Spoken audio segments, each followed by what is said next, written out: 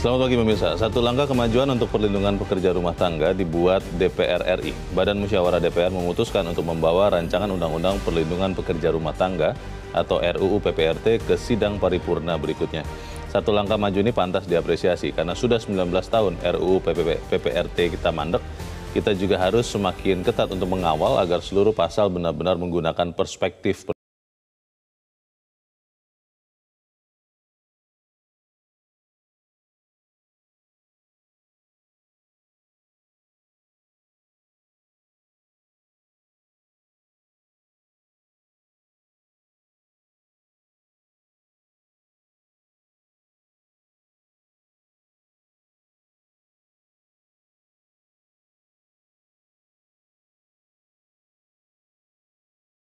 hadir bersama saya, anggota Dewan Redaksi Media Group, Ade Alawi. Kang Ade, selamat pagi. Selamat pagi, Leo. Sehat-sehat? Alhamdulillah sehat. Bedinde ini artinya adalah pembantu ya? Iya betul, pekerja rumah tangga. Karena mungkin anak-anak muda sekarang tidak tahu apa itu bedinde. Editorial Media Indonesia untuk hari ini, Kamis 16 Maret 2023, mengawal perlindungan kaum bedinde.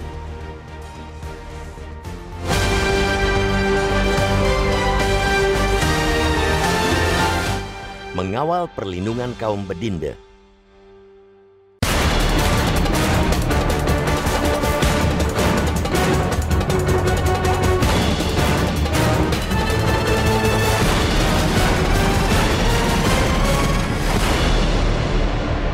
Rancangan Undang-Undang tentang Perlindungan Pekerja Rumah Tangga akan menjadi perhatian DPR RI dengan ikut mempertimbangkan berbagai aspirasi dari masyarakat serta memperhatikan situasi dan kondisi yang berkembang saat ini. Satu langkah maju untuk perlindungan pekerja rumah tangga dibuat DPR RI. Pada Selasa 14 Maret, Badan Musyawarah DPR memutuskan membawa rancangan Undang-Undang Perlindungan Pekerja Rumah Tangga atau rancangan Undang-Undang PPRT ke sidang paripurna berikutnya untuk disahkan menjadi rancangan Undang-Undang Inisiatif DPR. Memang tahapan itu bukan berarti bangsa ini dapat dengan cepat memiliki undang-undang terkait para bedinde. Rancangan undang-undang itu masih harus dibahas bersama DPR dan pemerintah untuk kemudian dapat disahkan. Meskipun demikian, satu langkah maju tetap pantas diapresiasi karena sudah 19 tahun rancangan undang-undang PPRT mandek. Pada tahapan baru ini, kita juga harus semakin ketat mengawal agar seluruh pasal benar-benar menggunakan perspektif perlindungan. Dalam draft yang diungkap ke publik awal tahun ini, sejumlah perbaikan tampak muncul. Draft rancangan undang-undang yang sebelumnya dikritik pedas karena seolah-olah DPR lebih memosisikan diri sebagai majikan, tampak sudah berubah.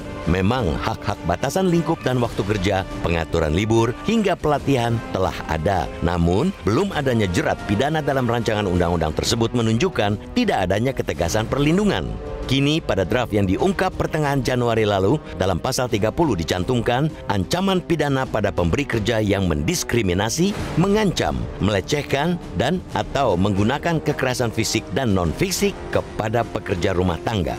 Ancaman pidananya mencapai 8 tahun atau denda paling banyak 125 juta rupiah. Tak hanya itu, penyalur juga diancam pidana 6 tahun dan denda paling banyak 100 juta rupiah jika memberikan informasi palsu. Adapun bagi penyalur yang mengintimidasi dan melakukan kekerasan terhadap PRT, ancaman pidananya 8 tahun. Kita harus mengawal agar pasal-pasal pidana ini tidak melemah atau bahkan hilang.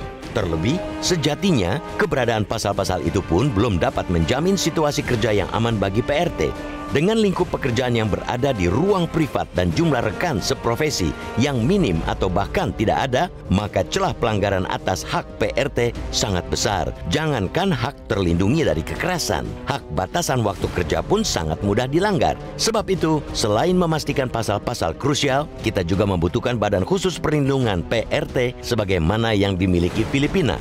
Negara tetangga ini bukan hanya dikenal sebagai pengekspor besar PRT, tapi juga karena kualitas pekerjanya yang mumpuni. PRT asal Filipina pun menjadi favorit di negara-negara maju seperti Amerika Serikat dan Eropa. Karena itu pula, mereka bergaji jauh lebih tinggi daripada PRT negara lain. Kualitas tinggi PRT Filipina bukan semata karena pelatihan dari lembaga penyalur. Badan khususlah yang berperan memastikan semua hak dan kewajiban mereka terpenuhi. Sistem juga berjalan bukan sekadar karena ancaman sanksi, tapi juga berkat adanya pengawasan yang berjenjang. Hasilnya, negara tersebut dapat membangun PRT sebagai profesi yang bermartabat sebagaimana profesi lainnya. Tujuan besar itu pula yang harus kita sadari. Kenyataan bahwa jumlah PRT jauh lebih banyak daripada pekerja di sektor lainnya ialah hal yang harus disikapi dengan penghargaan tinggi. Sebagaimana disebutkan Presiden Joko Widodo, jumlah PRT di Indonesia diperkirakan mencapai 4 juta orang atau jauh lebih tinggi daripada jumlah guru yang mencapai sekitar 3 juta. PRT Indonesia didominasi perempuan atau sekitar 84% dan sekitar 18% di antara mereka ialah anak-anak. Itu berarti PRT merupakan profesi yang memang menjadi tumpuan bagi kelompok ekonomi, gender, dan usia yang lemah. Tanpa perlindungan, kelompok ini adalah sasaran sangat empuk bagi penindasan. Dampaknya sebenarnya bukan hanya kasus kekerasan orang per orang. Tanpa perlindungan, kaum bedinda hanya menjadi profesi pelanggeng kemiskinan dan berbagai ketidaksetaraan. Sebaliknya, dengan perlindungan menyeluruh, profesi ini sesungguhnya dapat menjadi pintu perubahan, baik bagi sang pekerja maupun keluarganya. Itulah tujuan yang harus dimulai dengan mengawal rancangan undang-undang PPRT.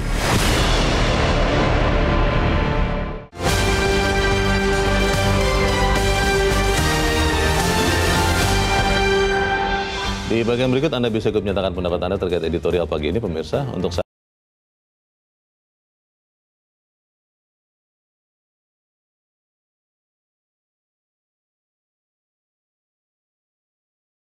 pagi, Bung Leo.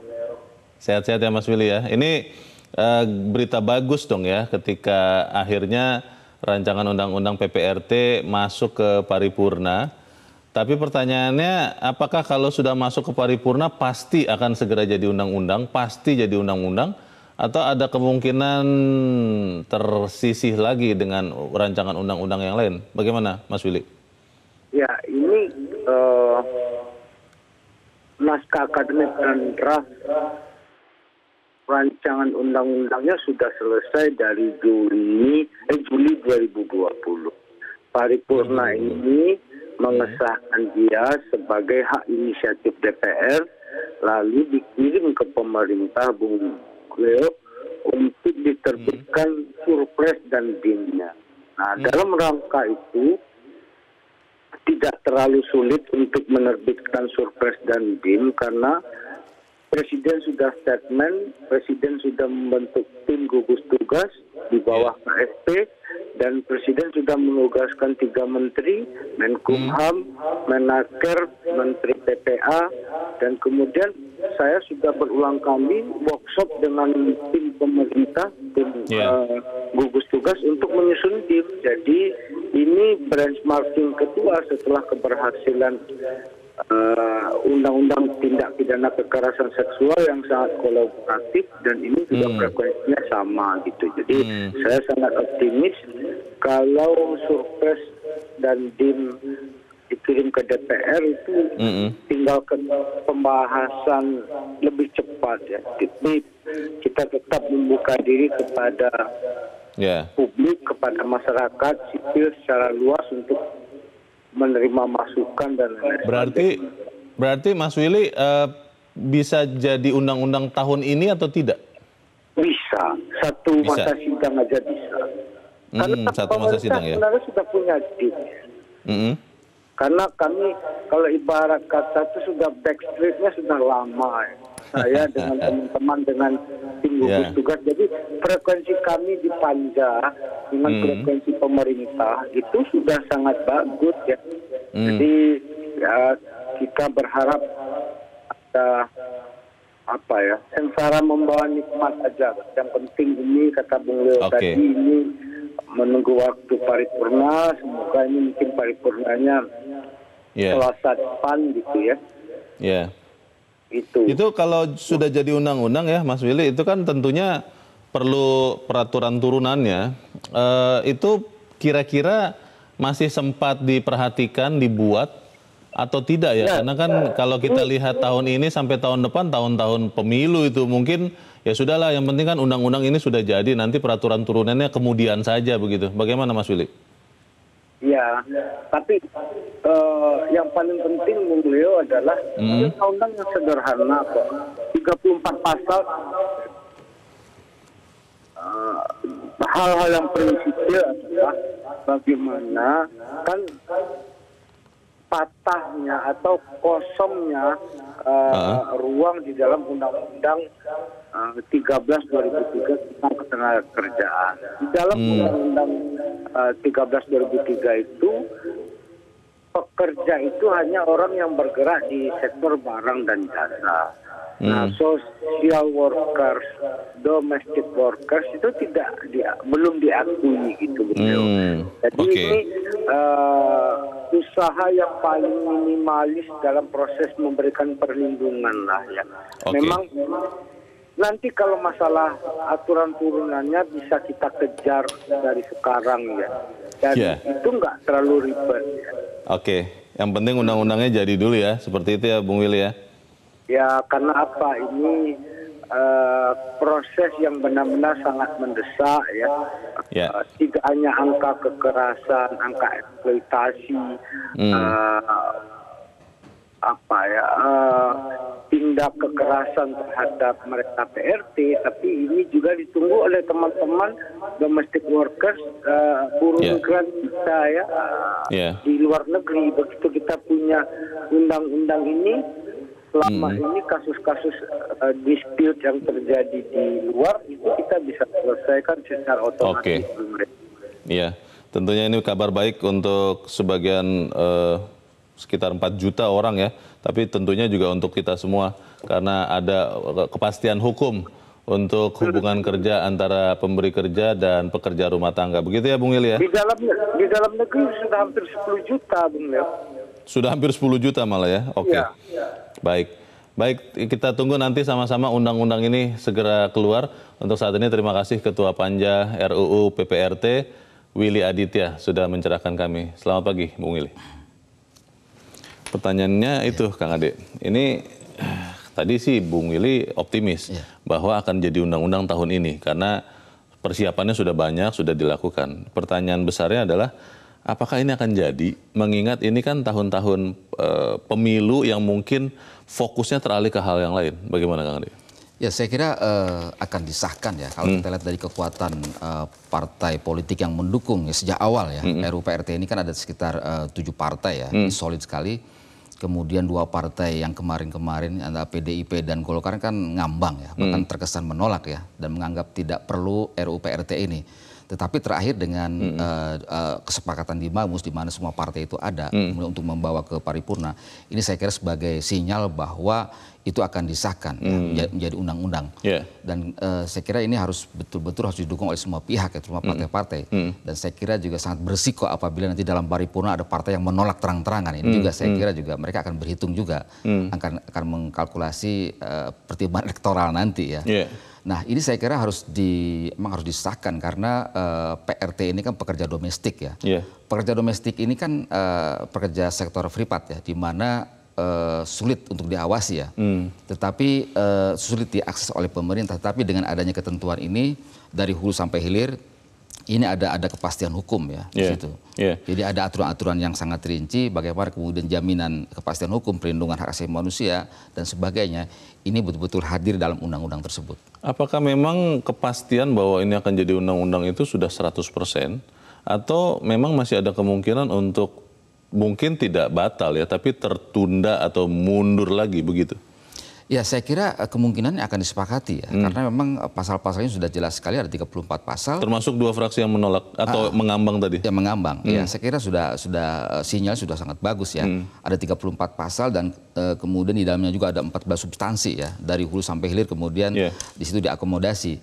Nah, ini langkah yang saya kira harus didukung ya oleh semua pihak ya, seperti itu. Baik. Kita tunggu nanti seperti apa undang-undangnya, karena yang paling penting juga adalah efektivitas ya. Jangan sampai kemudian sudah ada undang-undang tidak dipakai juga, atau kemudian ada undang-undang tidak ada peraturan turunannya kan tidak juga efektif begitu ya. Ya, saya kira Leo kita harus tahu juga ya kasus terakhir ini kan kasus Siti Khotimah ya, bagaimana dia disiksa sedemikian rupa oleh majikannya di Simpruk ya, Jakarta Selatan. Bagaimana kemudian dia disundut, kemudian juga disiram air panas, ini sebuah sadisme yang saya kira sangat luar biasa gitu. Baik, kita akan jeda dahulu Kang Ade dan kita akan lanjutkan berikutnya. Kita editor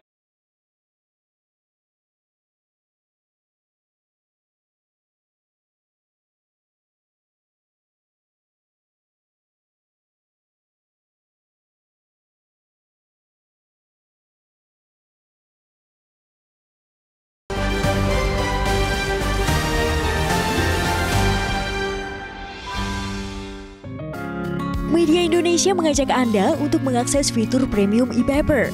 Dengan sajian konten berbasis intelektual dan meneguhkan kebangsaan, Media Indonesia tampil dengan lebih dinamis melalui e-paper Media Indonesia yang dapat Anda akses kapan saja, di mana saja. Caranya mudah, download aplikasi Media Indonesia di Android atau ketik link e-paper.mediaindonesia.com atau bisa scan QR Code pada layar kaca Anda. Klik tab e-paper di bagian samping layar tablet Anda, daftarkan data diri, serta pilih paket berlangganan e-paper Media Indonesia sesuai dengan kebutuhan Anda. Nikmati juga bonus spesial tambahan 4 halaman rubrik fokus setiap hari. Semua bisa Anda dapatkan hanya di e-paper Media Indonesia. Untuk informasi lebih lanjut, hubungi customer service di nomor 0811 1201 2018 atau kunjungi media sosial @Media Indonesia. Media Indonesia, referensi bangsa.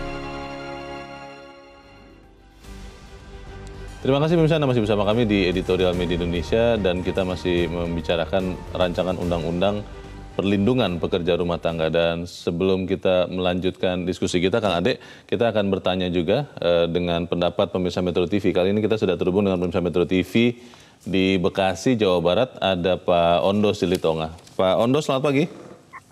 Selamat pagi. Selamat pagi Pak Ondo. Ya. Silakan Pak, pendapat Anda Pak. Ya betul, kita harus kawal ini undang-undang PRT ini yang sudah lama belum sah-sah juga ya. Tapi saya membagi dua masalah dalam hal ini. Yang pertama kita harus mengawal hak-hak daripada PRT tersebut. Hak libur, hak cuti, kemudian jumlah gaji yang harus diterima, hak dia untuk bisa istirahat atau jam kerjanya. Saya pernah pengalaman waktu di Singapura itu, bahwa semua PRT sana, Filipina, dari Indonesia di sana, itu setiap hari Sabtu mereka diberi hak libur 1 harian penuh. Minggu ya, mereka itu tidak dibatasi mau bawa handphone apa. Jadi itu juga harus bisa kita terapkan di sini bahwa mereka punya hak libur. Yang kedua, saya juga menyikapi soal penyalur ini. Penyalur itu harus ada pidananya kepada mereka. Karena kita juga kadangkala, saya bicaranya ini PRT yang tetap ya, yang tinggal di rumah ya. Karena ada juga PRT yang pulang pergi. Yang penyalur ini, jangan mereka cuma hanya menyalurkan, kasihan kadang-kadang itu ya orang yang di bawah umur, KTP-nya dipalsukan. Kemudian mereka juga menyalurkan orang yang tidak berkualitas. Ada yang cuma 1 minggu, anak PRT ini nangis, mau pulang, masih anak-anak rupanya. Juga harus menjadi tanggung jawab dan beban itu harus dibebankan pada penyalur. Apalagi ada yang mencuri dan menculik. Jadi harus adil. Jadi undang-undang ini harus ada juga yang untuk penyalur. Bagian besar masalahnya itu adalah karena penyalur menyodorkan orang-orang yang tidak berkualitas sehingga majikan jadi emosi dan lain-lain. Jadi hukuman juga harus berat kepada majikan-majikan yang melakukan pelecehan terhadap PRT, yang melakukan penganiayaan dan lain-lain. Demikian, makasih. Terima kasih Pak Ondo Silitonga di Bekasi, Jawa Barat untuk pendapat Anda Pak. Selamat pagi. Di belakang Pak Ondo ada Pak John Veto di Batam, Kepulauan Riau. Pak John, selamat pagi. Selamat pagi, Bung Leo. Selamat pagi, Mas Aceh Alwi. Salam sehat selalu ya. Salam sehat Pak John. Bagaimana Pak pendapat Anda Pak? Silakan Pak. Mengawal perlindungan kaum bernada ini kan dah berapa kali dibahas. Ini saya sangat yakin ya dengan Ketua Panja nih Pak Mas Willy Aditya nih, karena beliau udah pengalaman berapa bulan yang lalu tuh masalah PPKS. Apalagi beliau konsen masalah yang mengganggu masyarakat bawah. Jadi ini syukur alhamdulillah nih ya, sudah 19 tahun kita. Kasihan betul ya para pekerja rumah tangga kita. Dan lagi masalah perlindungan. Kalau udah ada undang-undangnya, otomatis majikan dan penyalurnya otomatis akan taat, akan takut ya dengan melanggar aturan. Jadi kita ini negara besar, negara yang beradab, ya, yang terpuji oleh apa? Tapi kita kok apa ya kita sampai 19 tahun. Saya menekan kepada Mas Willy aja, ya. Mas Willy Aditya ini kalau saya tengok orangnya begitu energik, muda, begitu peduli. Mudah-mudahan digiring ini, selesai ini. Dalam tahun ini selesai. Kita harapkan selesai ini ya. Itu aja saya. Terima kasih Pak John Veto di Batam, Kepulauan Riau untuk pendapat Anda Pak. Selamat pagi. Di belakang Pak John ada Pak Yunus Luat di Kalimantan Utara. Pak Yunus, selamat pagi. Selamat pagi, salam sejahtera untuk kita semua. Ya Pak, silakan Pak Yunus. Kami sangat-sangat mengapresiasi kinerja dari DPR RI yang terhormat.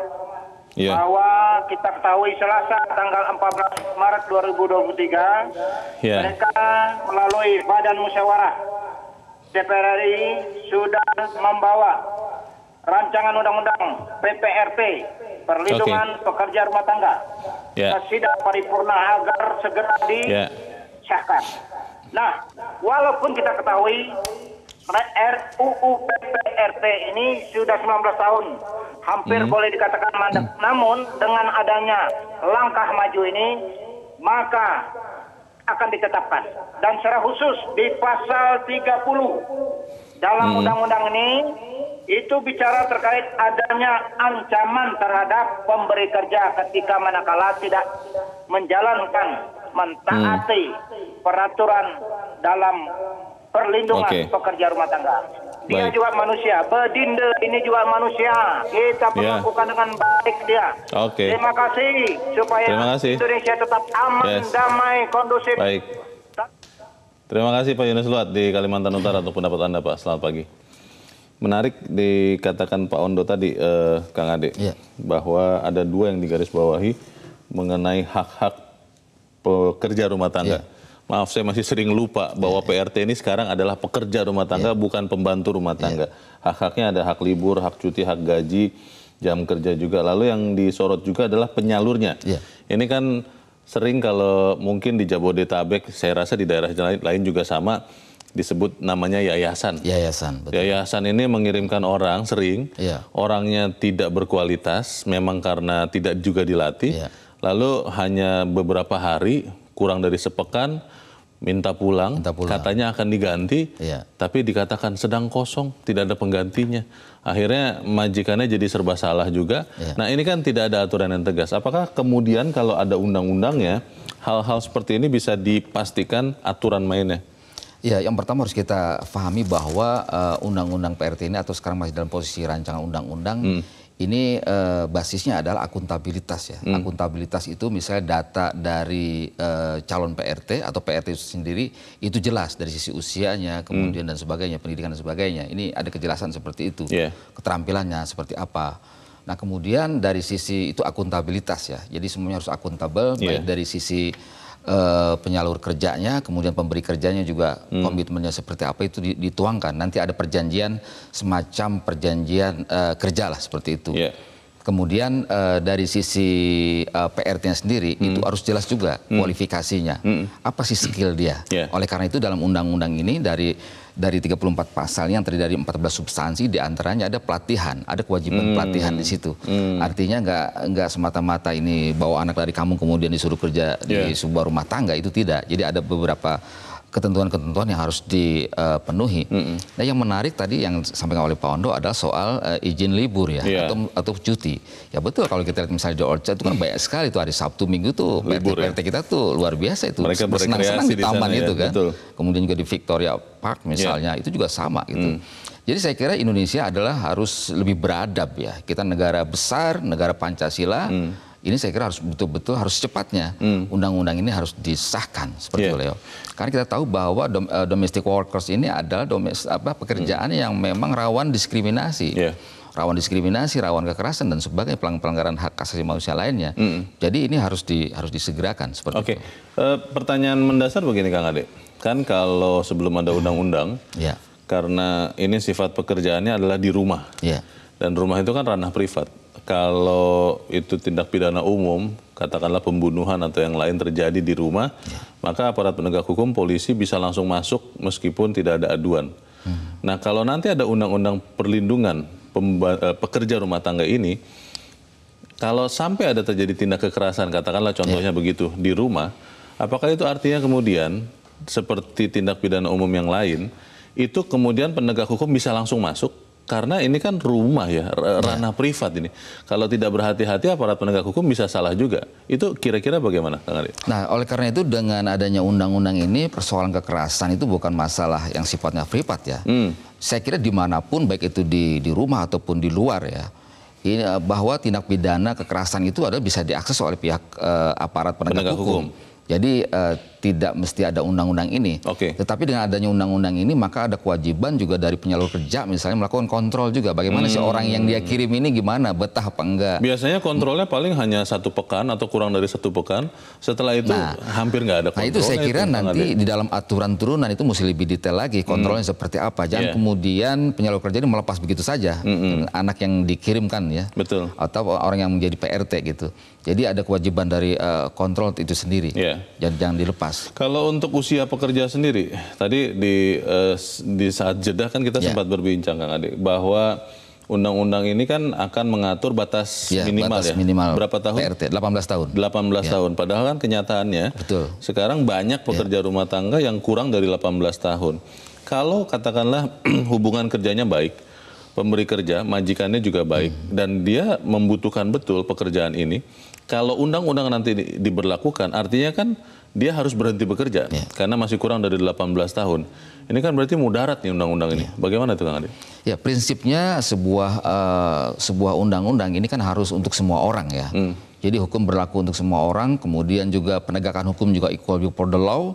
Nah ini harus ditegakkan seperti itu. Apabila misalnya ada pemberi kerja atau majikan yang mempekerjakannya anak di bawah 18 tahun, itu saya kira juga mesti ada teguran ataupun juga warning ya dari aparat bahwa itu melanggar hukum. Meskipun hubungan kerjanya baik kalau dan misalnya sama-sama happy begitu ya, bahagia. Saya kira kalau sama-sama happy ya, PRT-nya happy, kemudian juga majikannya happy, saya kira nanti harus dijelaskan di aturan turunan. Bila faktanya seperti itu, ini bagaimana?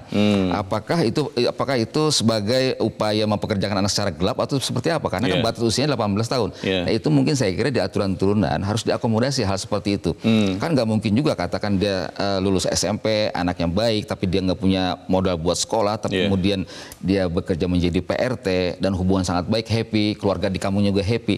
Ini kan juga tidak serta-merta dengan adanya undang-undang ini kemudian harus bubar gitu. Hubungan kerja itu. Nah ini saya kira juga ruang-ruang bagaimana akomodasi ini saya kira di aturan turunan itu nanti bisa diakomodasi. Saya terus terang belum melihat isi pasti dari rancangan undang-undang ini, Kang Ade. Tapi beberapa teman yang merupakan pemberi kerja ya, majikan, mereka ada pekerja rumah tangga di rumahnya, mereka bertanya, itu nanti kalau disamakan dengan profesi formal yang lain, upahnya bagaimana ya? Gajinya seperti apa? Apakah disamakan dengan UMR misalnya? Atau seperti apa? Kalau disamakan kan jadi agak kurang fair ya. Kenapa saya bilang? Ya kan tingkat pendidikannya berbeda. Iya, betul. Apakah kemudian dengan tingkat pendidikan yang relatif lebih rendah, tapi gajinya harus sama minimal dengan pekerja yang di profesi lain yang tingkat pendidikannya lebih tinggi. Itu di rancangan undang-undangnya diatur atau tidak itu, Kang? Ya, dalam rancangan undang-undang memang diatur, tapi ini masih dissenting opinion ya. Yang pertama pasal krusial itu soal pengupahan, kemudian juga soal batas usia minimal ya. PRT itu juga masih dissenting opinion.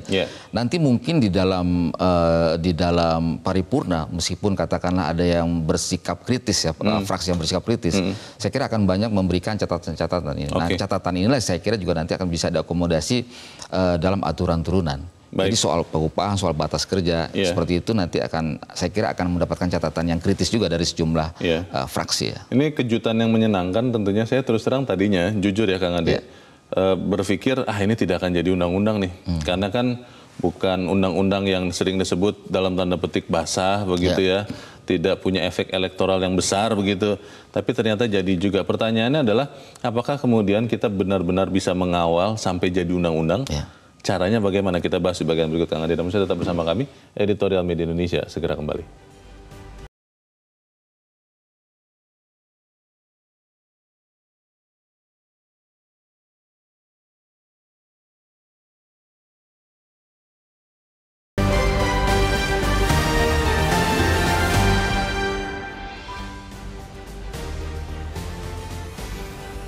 Terima kasih pemirsa, Anda masih bersama kami. Kita di bagian akhir dari diskusi kita pagi ini, Kang Ade. Ya.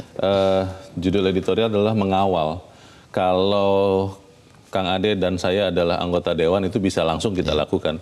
Tapi sebagai anggota masyarakat, apa yang bisa kita lakukan untuk mengawal rancangan undang-undang perlindungan pekerja rumah tangga ini benar-benar bisa jadi undang-undang? Ya, saya kira apa yang dilakukan oleh koalisi masyarakat sipil ya, yang mengawal sejak lama dan kemarin betul-betul gegap gempita mengawalnya, saya kira ini juga masyarakat harus berpartisipasi di situ dalam proses pengawalan ya. Kita memang dalam proses pengambilan keputusan boleh jadi akan ada dua hal, Leo. Yeah. Pertama adalah akan terjadi musyawarah mufakat, ya, jadi semuanya ini sepakat mulus, tapi misalnya dengan memberikan catatan kritis, tapi juga boleh jadi juga proses pengambilan keputusan secara voting ya. Artinya ya masing-masing fraksi ya unjuk tangan gitu, mana yang menolak, mana yang setuju. Ya. Jadi lewat pemungutan suara. Saya kira dua hal ini ada proses pengambilan keputusan yang sah ya. Yeah. Nah, yang paling penting adalah bagaimana sebelum disahkannya ada proses-proses yang sifatnya saya kira juga good governance ya. Bagaimana menjaga akuntabilitas ya dari sisi kepastian dari pemberi kerja, kemudian juga dari PRT-nya, dari majikannya. Kemudian yang lain adalah asas transparansi. Bagaimana transparansi dari pengambilan keputusan, bagaimana akomodasi pemerintah dengan masukan dari berbagai masyarakat dan juga media misalnya. Kemudian transparansi, partisipasi juga harus betul-betul undang-undang PRT yang nanti akan disahkan ini betul-betul memang berasal dari bawah, berasal dari masyarakat, bukan top down dari atas. Yeah. Jadi akarnya biar kuat seperti itu. Oke, ada pertanyaan juga begini, Kang. Ini kan kalau di Jabodetabek sering penyalur ya yang tadi dikatakan Pak Ondo, yang kemudian menjadi dalam tanda petik perantara antara majikan dengan pekerja rumah tangga. Kalau undang-undang ini jadi, bagaimana? Apakah ini juga akan mengatur pekerja rumah tangga yang tidak masuk kepada penyalur, yang jalur hubungannya antara pemberi kerja majikan langsung kepada PRT-nya. Ini pengaturannya seperti apa itu nanti? Ya saya kira nanti ada di undang-undang ada di turunan ya setelah undang-undang ini disahkan. Bagaimanapun juga fakta seperti itu kan banyak sekali kan. Betul. Jadi yang datang ke orang ke kampung cari langsung, betul, cari langsung kembali ke Jakarta langsung bekerja di rumahnya. Nah ini saya kira nanti dalam undang-undang dalam ketentuan turunan ini bisa dijelaskan. Kalau misalnya ada mekanisme kerja seperti itu, jadi orang kota masuk ke kampung cari calon pembantu, misalnya calon PRT, kemudian bisa kemudian dipekerjakan. Ini kan banyak sekali dan tidak serta-merta kemudian dibubarkan gitu kan dengan adanya undang-undang ini. Saya kira mesti diakomodasi. Tetapi yang paling penting adalah perjanjian kerjasamanya itu, perjanjian kerja ya antara majikan, kalau misalnya dia direct antara majikan dengan PRT, ini mesti jelas juga. Kalau kita lihat dari ketentuan di undang-undang ini ada kejelasan. Jadi tetap harus ada perjanjian walaupun tidak lewat penyalur ya. Betul ya. Dan perjanjian itu harus dipatuhi dua-duanya. Kalau sampai ada yang melanggar, tentunya akan ada sanksi bagi para pihak yang melanggar. Ya betul. Dan yang paling penting adalah aspek pengawasan. Jadi pengawasan tidak hanya kontrol dari penyalur kerja, dia mengirimkan anak ke rumah tangga itu, tetapi juga dari aparat penegak hukum dan dari dinas ketenagakerjaan itu bisa mengakses rumah tangga tersebut apakah benar atau tidak mempekerjakan anaknya. Baik, penyalur kerja mengirimkan pembantu ya, pekerja ya, bukan anak, karena anak tidak boleh kan, Kang? Tidak boleh. Ya. Ini yang kita harus nanti akan sesuaikan juga dengan undang-undangnya. Kita tunggu nanti sama-sama undang-undang perlindungan pekerja rumah tangga. Kang Ade Alawi, terima kasih sudah hadir tempat ini. Selamat pagi, Kang. Pagi. Pemirsa, pekerja rumah tangga adalah profesi yang menjadi tumpuan bagi kelompok ekonomi, gender, dan usia yang lemah. Tanpa perlindungan, kelompok ini adalah sasaran empuk bagi penindasan. Dampak sebenarnya bukan hanya kasus kekerasan orang per orang. Dengan perlindungan menyeluruh, profesi ini sesungguhnya bisa menjadi pintu perubahan, baik bagi sang pekerja maupun keluarganya. Mari kita kawal sama-sama agar rancangan undang